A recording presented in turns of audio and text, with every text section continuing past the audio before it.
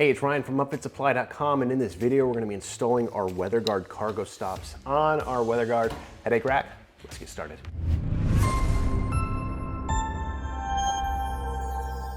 All right, now WeatherGuard does provide you some illustrated installation instructions. It's kind of generic for their cargo stops and their cargo rings, but it shows you how to install this as well as any other warning, cautions, and things like that. Make sure you reference this for the ultimate source of information. Of course, we're doing our best to follow this as well.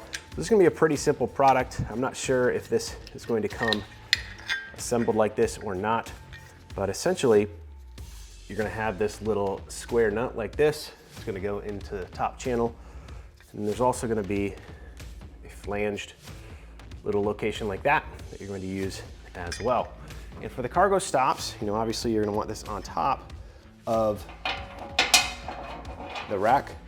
Just gonna put our nut in there first, then drop in the cargo stop. I'm just gonna get this hand knob to catch on that nut. Slide that over.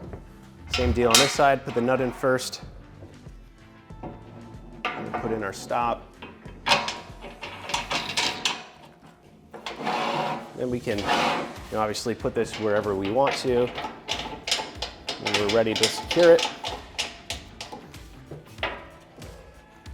just tighten it down like so.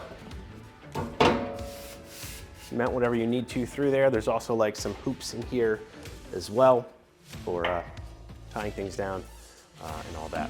But that just about does it for the installations. Again, super simple, just an accessory you can get for these newer WeatherGuard headache racks. If you're interested in those accessories, the headache rack, crossover boxes, whatever you may need to get your truck or van ready for work, we've got what you need at upfitsupply.com.